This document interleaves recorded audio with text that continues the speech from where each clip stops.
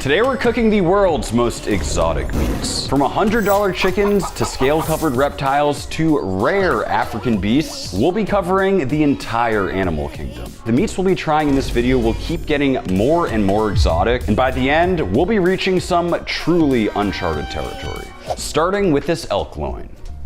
Elk is one of my favorite types of wild game. Elk are massive animals weighing up to 1,100 pounds. They're significantly larger than deer and are said to have a sweet, clean taste, with more robust flavors due to their natural diet of grass, shrubs, and other plants. For many, they're considered the pinnacle of wild game hunting.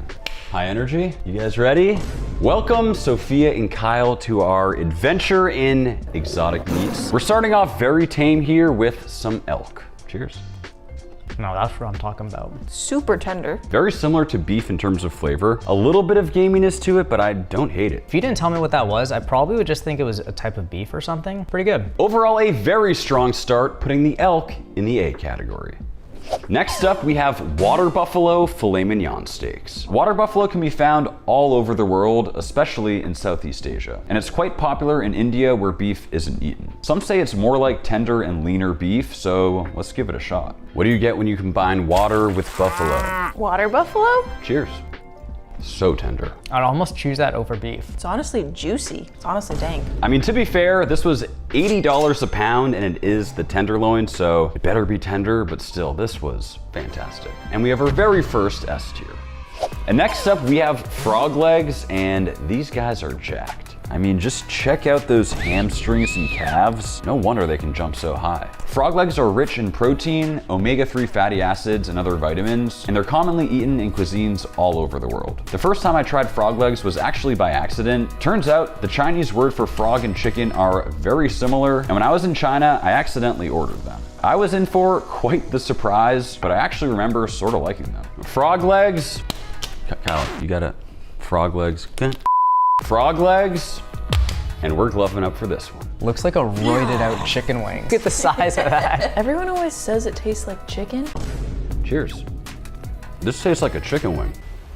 No Last time I ate it, I thought it tasted way fishier. This time it tastes way more like chicken. Maybe that's because it's fried, kind of like a chicken wing. I'm getting a little bit of fishiness though. It's like a fishy chicken wing. The texture is also kind of like... It's like a flaky white fish. Yeah. All that being said, we're gonna put it somewhere in the middle and give it a C.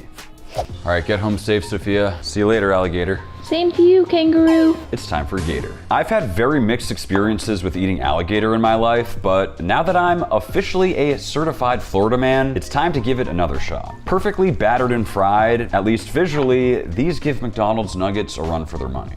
Are these tater tots? Gator tots. Oh, yeah. Just going in. This could pass for a chicken nugget. Ooh, though it is a little stringy. This tastes less fishy to me than the frog did. The texture is almost like overcooked dark meat chicken, but I like this. Meaning gator is a very solid B. Next up, we have Maui Nui venison rib chops. This right here is the highest quality venison in the world. And believe it or not, this is venison that I actually harvested myself. The key to these high quality rib chops is cooking them to medium rare, and we're keeping it super simple over the grill. To me, this is the Wagyu of venison. Axis deer. It really resembles a lamb chop, but the flavor is so good and the crust is amazing. Most of the venison I've had does have a gaminess to it, but this Hawaiian axis deer is completely next level. Super clean and tender and just bursts with flavor. And we saw the whole process of this being made. We definitely saw the process of them being harvested. That was wild. And without question, that right there is S tier. Next up, it is time for ostrich. Max, we don't have any ostrich. Well, guess we gotta call that ostrich dealer. Hey, someone call the ostrich dealer? I got you meat, I got you egg, what do you want? I'll just go with the meat today. Hey, payment up front. Pleasure doing business. Next up, ostrich. Ostrich are the biggest birds in the world, weighing up to 300 pounds. They're native to Africa and live in a variety of habitats, including grasslands, savannas, shrublands, and deserts. I've cooked their massive eggs a few times, which is the equivalent of 24 normal eggs. But this is the first time I've grilled one up like a steak. That is some rare looking ostrich. I don't think you're pronouncing ostrich right. How do you say it? Ostrich. You're saying it like R-I-D-G-E, it's I-C-H, ostrich. Is it wrong? Let me know in the comments because I think he's crazy. I don't like this ostrich. I don't like it. It's kind of tender though. She hates it. There's like an irony taste, like a. Ooh, oh, the aftertaste. Genuinely, if you didn't tell me what that was, I would have no clue what even class of animal that is. Yeah. Red meat, poultry, fish, it legitimately could be any of them, and that kind of freaks me out. Wait, it is poultry though. My point is, are we allowed to cook that to medium rare? Oh, Absolutely not our favorite so far, but I have a strong feeling that some of the things we're gonna be eating are going to be significantly worse than this. So for that reason, we're giving it a D and not an F. And next up, it is time for turtle. Turtle is often compared to chicken, but said to be more along the lines of pork with a slight seafood edge. That sounds appetizing. I kind of thought turtles were all shell, but pretty impressed with the yield on this thing. Deep fried into a nugget, and let's see how this tastes. We are starting to approach some truly exotic meats. This right here is turtle nuggets. that's kind of messed up. For the side-by-side comparison, we have some good old-fashioned McDonald's nuggets. Oh yeah. It smells great, just something about eating a turtle right now. It's really hard to bite. It is, once again, giving me fishy vibes. Calamari? Overcooked calamari that's like stringy. Flavor-wise, it's not horrible, but I think if the texture wasn't as hard to chew and you told me that was calamari, I'd probably say it was pretty good. I gotta have one of these nuggets. Have you ever examined a chicken nugget? I do not think you want to do that. I think this is the ribeye, look at that. That is so gross. I was gonna like maybe enjoy this and now you're dissecting it. Mr. Turtle is gonna be a D. This one's right up my alley because next up we are tasting some of the world's most exotic jerky. Jerky is a process that involves seasoning and drying meat, so really you can turn any protein into jerky. Now I've done my fair share of jerky making experiments, including that one video where we attempted to turn legitimately everything into jerky. But shark jerky is for sure a new one for me. 4 types of exotic jerky. I'm gonna give you each a random piece and you have to try to tell me which one you are eating. There's rabbit, kangaroo, shark, and python. Here you go. Cheers. Mine's very sweet and it's kind of weird. Not the biggest fan of this one. I'm eating a rabbit No! or a python. Oh yeah, second choice. It's not the last time you'll be eating python today, Kyle. Honestly, I kind of like mine. Kangaroo? Correct! Really? Yes! No way! That was Come on, fantastic. anyone could have guessed kangaroo. I tried the shark. It tastes like just sugar. It is extremely crystallized. They must use a ton of sugar and honey, and it does taste fishy. Needless to say, mixed reviews on this jerky right here, but if you are interested in trying the best jerky in the world, head on over to maxjerky.com. If you enjoy our videos, it is by far the best way to support our channel. Use code EXOTIC30 for 30% off your next purchase, and we appreciate the support. We're giving exotic jerky a C. Heading all the way to the land down under, this right here is kangaroo filet mignon. Kangaroo is lean with a gamey flavor, so this red wine and citrus marinade should be a perfect pairing. They have giant tails that act as a third leg, and based on the videos I've seen online, they can be highly aggressive. I've learned you do not want to mess with a kangaroo. You guys ever see Kangaroo Jack? Are we eating Jack? Look how tall he is. I did like the kangaroo jerky, so Cheers. like not sour, but like tangy. This was the first one we marinated. There is a slight gaminess to it, kind of like venison. It's also very tender, and you'd think a kangaroo's like sinewy and like they're always jumping around, but that right there melted in your mouth. I actually like that more than like venison or elk. It was $200 a pound, which I think it's a lot cheaper down in Australia. Overall, a lot better than we expected, and a very solid B.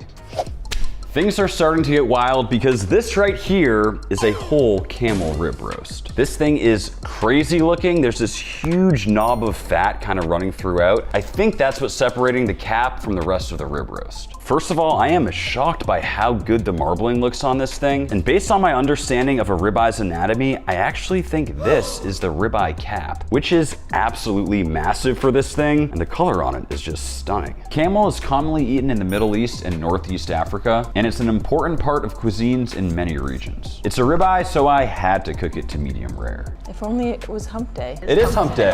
Camel ribeye. It started tasting like steak, and then the flavor comes out. I'm gonna be straight up, the more I chew this, the more disgusting it gets. Ooh. Something not good. It's like a barn smells. The first half of the bite was beef. It was steak. The second half definitely had a barn note to it. Manure, like horsey. Good thing we're dry aging a whole one. We want to increase those funky notes. Definitely not great, but probably not the worst thing we're gonna be eating today. So for that reason, we're giving it a D. And next up we have llama filet mignon. And for reference, these 2 little pieces cost $200. Let that sink in. Llamas are native to the Andes Mountains of Peru and Bolivia, but can be found in other areas of South America. It's highly versatile, often grilled, stewed, dried, or used as an empanada filling. At $200 a pound, hopes are very high. Still got that camel in my, I'm that starting camel to flavor. feel a little bit sick if I'm being honest. Llama tenderloin. It's not bad. Very unique seasoning profile on it. The meat itself doesn't have any funky flavors. It's really good. It's not gamey, it's really clean. A little less tender than a typical tenderloin would be, but I like the chew. Especially coming after the camel, I am very pleasantly surprised, and we're giving it an A.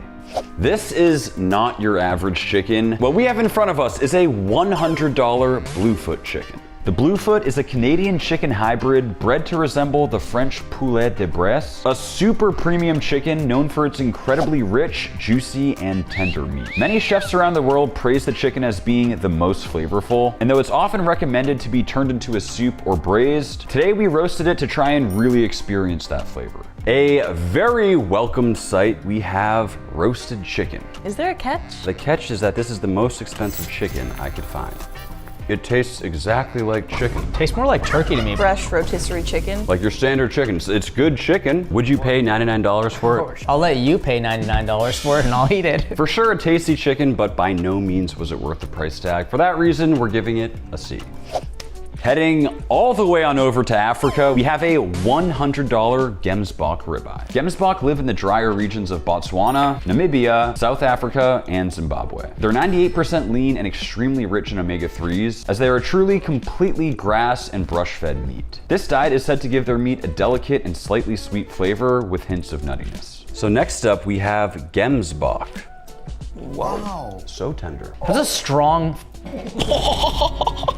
Oh, whoa, that was so gross. Really? That is so sad. I loved it. It was almost like it was waterlogged, and then I ate it, and then the juices came out, and it made me want to gag. I feel like I kind of get almost like a woody or earthy taste to it, but in a good way. Clearly some very mixed reviews for the Gemsbok between the crew here, so we're gonna put it right in the middle at a C. This is the deepest red color we've seen on a piece of meat so far. What we have in front of us is beaver tenderloin. Beavers are more commonly trapped for their fur, though the Native Americans were eating them long before the European settlers arrived. This is an extremely expensive cut, so I kept it simple with an authentic Native American spice blend, cooked to medium rare. It's so rare. Looks like ostrich. It's not ostrich. Oh, that's so much softer than I would have ever imagined. So soft. Yeah, the aftertaste. Whoever wrote on Google that it's a great meat to eat, if you ever had an iron tasting food or like just blood flavor. That's not good. It's even worse when you wash it down with the water, because then you start actually tasting the taste. That cost $100. I think that gets an F. Okay, if you guys do not want to see an armadillo, then please stop watching. Because next up we have armadillo. Believe it or not, armadillo is said to taste like high quality pork, and it's eaten in certain parts of Central and South America. It's historically eaten during difficult times when other meat was hard to come by, and honestly, I'm feeling nervous about this one. Oh my God. Did you go to the dumpster and take all the juice that sits at the bottom? Oh yes, that is exactly. I'm throwing in the towel. You don't even know what it is yet. I don't care. It's freaking trash. I want to just like have one bite just so I know what it tastes like. See, that's my sister right there. Immediately spitting it out. I'm gonna be honest, it tastes like canned tuna fish. Oh man. My first few bites, I was looking directly into your eyes, and it felt like things were going well. And then as I continued chewing, Then the flavor opened up. it really opened up and legitimately tasted exactly how you would think roadkill would taste. Sitting on the road for like 4 or 5 days, scraped up and put into a stew. That sounds like it is getting an F. Like, I don't love the idea of food waste, but this is going in the trash where it belongs. This is another weird one. Next up we have a possum. A possum. A opossum. We have opossum. In the Caribbean, opossum is often smoked, then stewed. A combination of cooking techniques that often suggest the chef is covering up for something. Some say it tastes like chicken with a catfish aftertaste. This one should be interesting. Next up, we have opossum. It's like a tree rat. I'm surprised by how big the pieces of meat are. 3, 2, 1, opossum. It tastes like tuna. Like unseasoned tuna in water. Yes. Did we just uncover the biggest scams in sliced bread? We might have. Are they freaking changing out the tuna for opossum? If you told me that was something different, didn't tell me, I'd say, wow, this is a really cool dish, Max. You put tuna into a beef stew. That's genius. Honestly, a shockingly high score of a D for the opossum.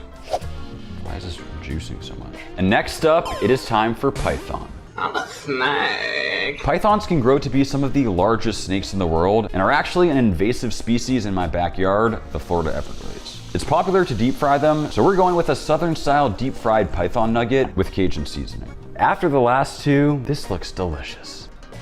Bit dense, kind of reminds me of the frog legs. I don't hate it. It's not like chicken, but it's also not like frog. You know when you get fish at the store and it's just not very fresh? I think it tastes like a white fish that's old. With a dipping sauce, it would be appetizing. Putting python at a C. I don't think any group of humans have consumed this array of animals on the same day. And for our most expensive cut of the day, we have a $400 a pound piece of bobcat tenderloin. Don't worry, Tibby, not house cat, it's bobcat. Tibby, I would never eat you. Bobcats are highly adaptable and can be found in a variety of habitats in North America. It's said to have a mild flavor and dense, meaty texture. For the price, this one better blow us away. For our most expensive exotic meat of the day, we have bobcat. This tastes like tuna. I'm gonna lose my What is that flavor? What is that? It's not like manure. It's not like tuna. Ammonia, but like Beefy. And it's like a peak. Beefy. Yeah. Right? Yeah. It's palatable and it's like unique, but after eating about 20 different types of exotic meats, that is the last thing I needed. Maybe what we're tasting is like extreme gaminess. this must be as wild as you can get. It's sharp and funky, and it sucks. It's gonna be enough. You know what I think though? We are cooking these just salt, pepper, grill. A lot of these probably require brines or buttermilk. Maybe that's why the kangaroo, I like that so much. That's a good recommendation actually. If you're cooking game meats, go for a marinade first. That kind of will help ease you into it. We have made it to our final exotic meat, and by far the one I'm most excited about. This right here is zebra. It's a New York strip that kind of looks like veal to me, and it's kind of cool because it still has some of that bone attached. Tibby, do you have any idea that in the wild, your ancestors would have gone crazy for something like this? That is one spoiled cat, because he's for sure getting a piece of this later. Zebras live in the east and south of Africa in grasslands and savanna woodlands. With their stunning striped pattern, it's been assumed that the purpose was to help camouflage against predators. But new research suggests that the stripes actually help them repel blood-sucking horseflies. I've always considered them the quintessential safari animal, so we'll see how they taste. See what Tibby thinks? Oh. No, we're not gonna eat the piece from the ground. He's not getting more pieces. Give me another piece. Dude, he literally eats He licks his own butt, you're worried about All right, relax. Relax. What a spoiled cat. His ancestors would have to hunt for this. Malnourished. He's just sitting here. Tibby just gets it for free. He has no idea how lucky he has it. I'm feeling itchy. My left eye is like pressure. I feel weird after eating all this food. I think I might go vegan for a little bit. Before we eat this, I do want to say a big thank you to Kyle and Sophia for going through this journey with me.